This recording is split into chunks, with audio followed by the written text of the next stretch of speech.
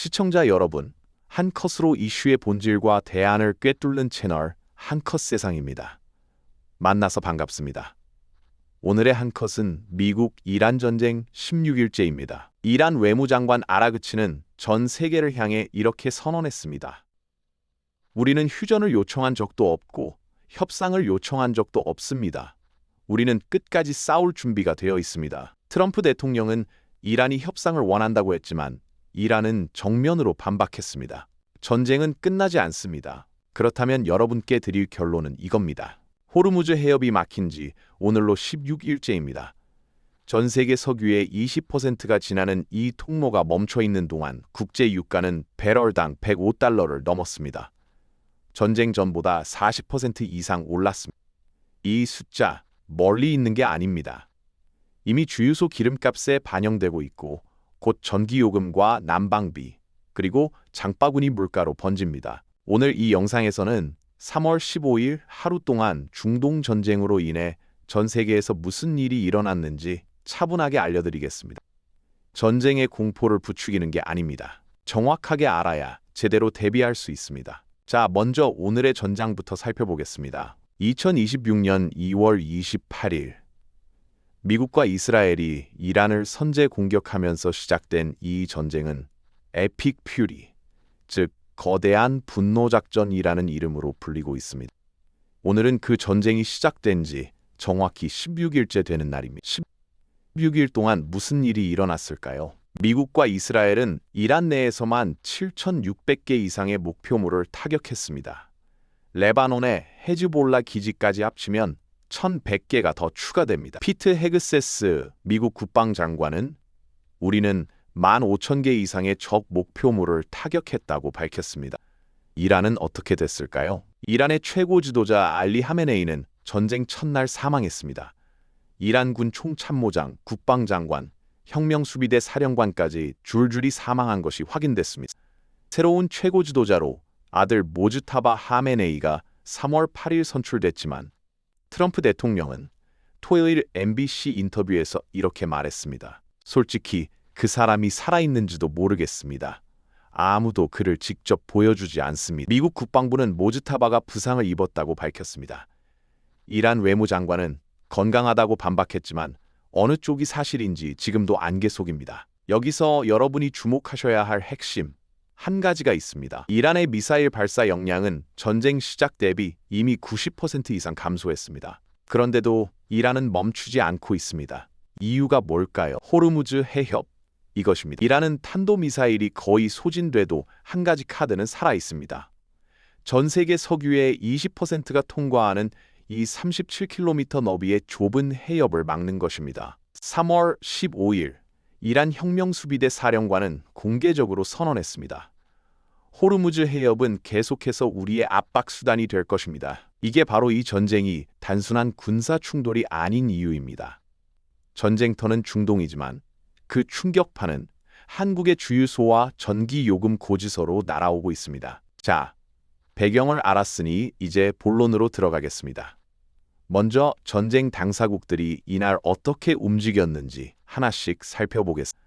트럼프 대통령은 3월 15일 MBC 뉴스와의 인터뷰에서 두 가지를 동시에 말했습니다. 첫째, 이란이 협상을 원하지만 나는 아직 조건이 만족스럽지 않다. 둘, 이란의 새 최고 지도자가 살아있는지 모르겠다. 이 두 발언이 동시에 나왔다는 게 의미심장합니다. 협상 상대방이 살아있는지도 모른다면서 협상을 말하는 상황. 여러분은 이게 어떻게 보이죠? 또 한 가지, 트럼프 대통령은 호르무즈 해협을 지키기 위한 다국적 해군 연합 구성을 요청했습니다. 중국, 프랑스, 일본, 한국, 영국 등이 함정을 보내야 한다고 촉구했는데 이날 기준으로 단 한 나라도 공개적으로 참여를 약속하지 않았습니다. 미국은 군사적으로는 압도하고 있지만 외교적으로는 점점 고립되고 있는 형국입니다. 이스라엘 IDF는 이날 서이란에 대규모 인프라 타격을 시작했다고 공식 발표했습니다. 동시에 레바논의 헤즈볼라 거점도 계속 공격 중입니다. 레바논에서만 지금까지 700명이 사망했고 이스라엘이 레바논 남부 마을들을 타격하면서 유엔 평화유지군 네팔 대대 본부도 포격을 받았습니다. 이스라엘은 이번 전쟁을 3주더를 목표로 수천 개의 추가 타겟을 타격할 계획이라고 CNN에 밝혔습니다. 전쟁은 아직 절반도 오지 않았다는 이야기입니다. 이란 외무장관 아라그치는 이날 CBS 방송에서 역사에 남을 발언을 했습니다. 우리는 휴전을 요청한 적도 협상을 원한 적도 없습니다. 우리는 필요한 만큼 싸울 준비가 되어 있습니다. 그런데 실상은 다릅니다. 전문가들에 따르면 이란의 탄도미사일 역량은 이미 90% 가까이 감소했고 해군 전력은 사실상 무력화됐습니다.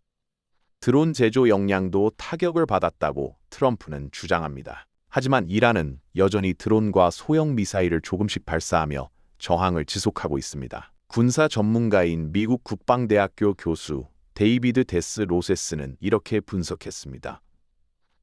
지상병력 없이는 이란의 발사 능력을 완전히 제거할 수 없다. 이란은 군사시설이 아닌 곳에 숨겨둔 미사일을 하나씩 발사하는 방식으로 전략을 바꿨다. 즉, 이란은 군사적으로는 밀리고 있지만 아직 끝나지 않았습니다.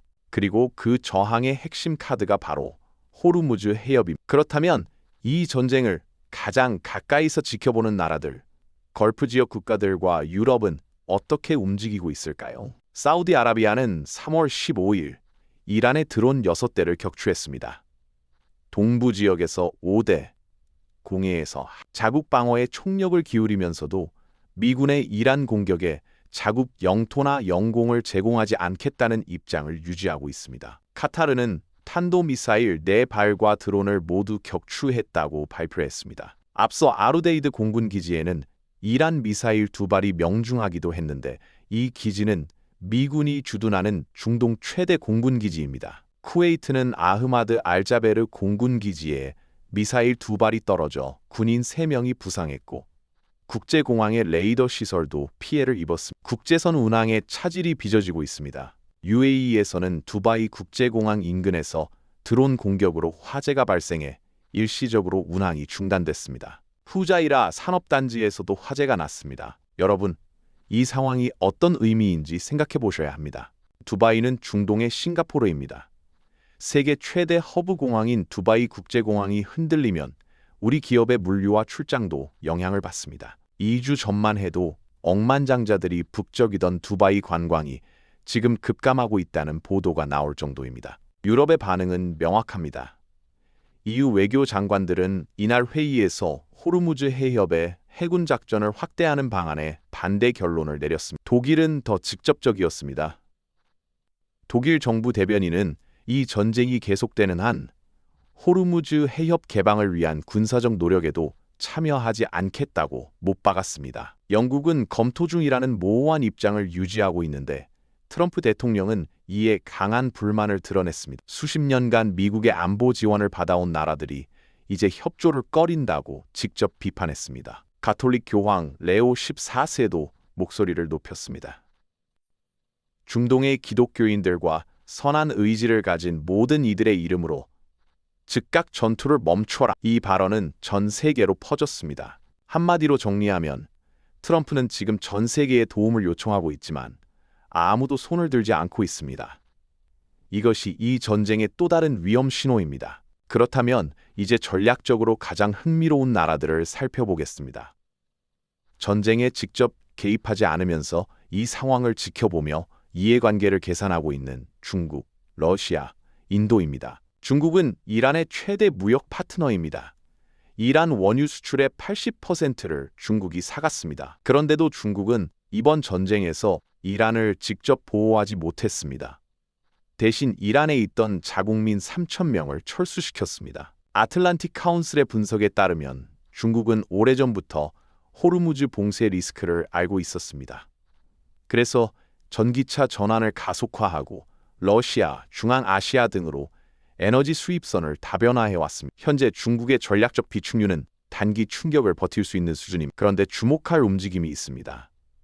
이란은 중국 위안화로 결제하는 선박에 호르무즈 통과를 허용하는 방안을 협의 중이라고 CNN이 보도했습니다. 만약 이게 실현되면 달러 패권에 균열이 생기는 역사적 변화가 될 수 있습니다. 중국에게 이 전쟁은 단기적으로는 고통이지만 장기적으로는 기회일 수 있습니다. 솔직하게 말씀드리면 이 전쟁에서 가장 이득을 보는 나라는 러시아입니다. 이유가 세 가지입니다. 첫째, 호르무즈가 막히면서 중동산 원유가 아시아에 못 들어오자 러시아산 원유가 그 자리를 채우고 있습니다. 중국과 인도로 가는 러시아 원유 운임이 배럴당 2.5달러에서 20달러로 8배나 뛰었습니다. 둘째, 트럼프 행정부는 러시아산 원유에 대한 제재를 4월 11일까지 임시 해제했습니다. 재무장관 스콧 베센트가 이를 공식 발표했는데 젤렌스키 우크라이나 대통령은 이 결정으로 러시아가 100억 달러의 추가 수입을 얻게 됐다며 강하게 반발했습니다. 셋째, 이 전쟁으로 국제사회의 관심이 우크라이나에서 멀어지고 있습니다. 러시아 입장에서는 숨 돌릴 공간이 생긴 셈입니다. 여러분, 전쟁은 중동에서 일어나고 있지만 가장 큰 수혜자는 러시아라는 아이러니를 기억해 두시기 바랍니다. 인도는 절묘한 줄타기를 하고 있습니다.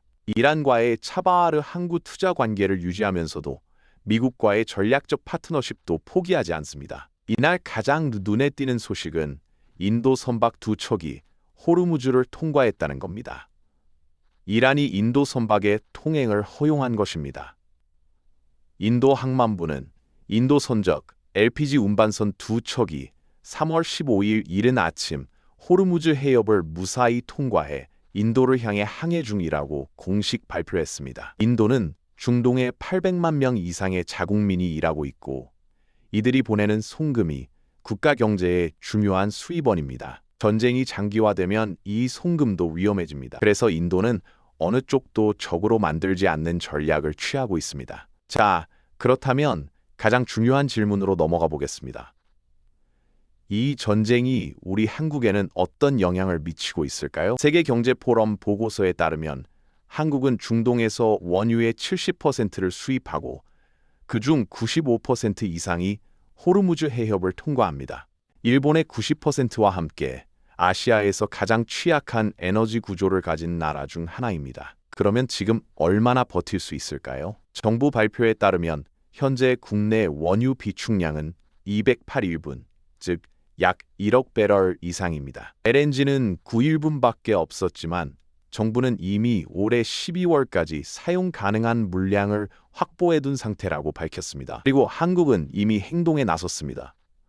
국제에너지기구 긴급이사회의 결의에 따라 전체 방출량의 5.6%에 해당하는 2,240만 배럴을 방출하기로 결정했습니다.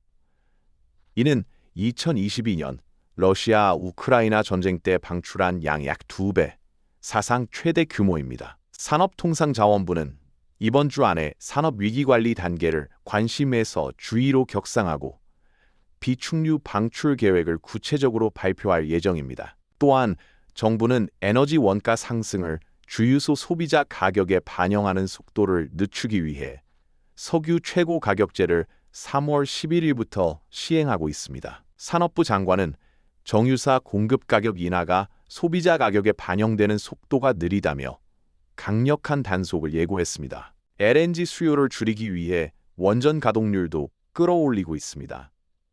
현재 6기가 수리 중인데 3월 안에 2기를 재가동하고 5월 중순까지 총 4기를 재가동해 원전 가동률을 현재 60%대 후반에서 80%로 높인다는 계획입니다. 동시에 석탄 발전량도 설비 용량의 80%까지 늘리기로 했습니다. 한국 정부는 100조 원 규모의 시장 안정 패키지도 가동했습니다. 세계경제포럼도 이 조치를 언급했습니다. 한국 경제에 중동 전쟁이 미치는 영향은 두 가지 측면이 있습니다. 어두운 면, 먼저 말씀드리겠습니다.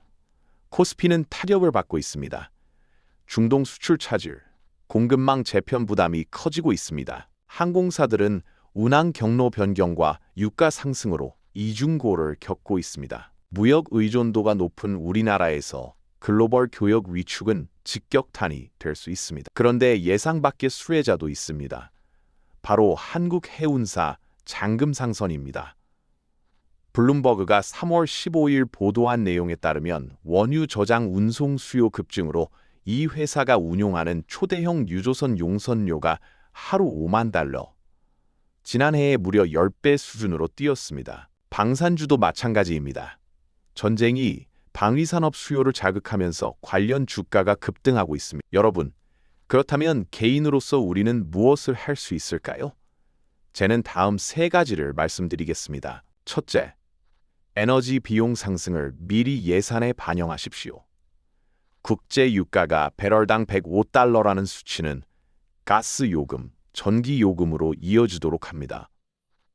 전문가들은 유가가 더 오를 경우 배럴당 130에서 150달러도 가능하다고 봅니다.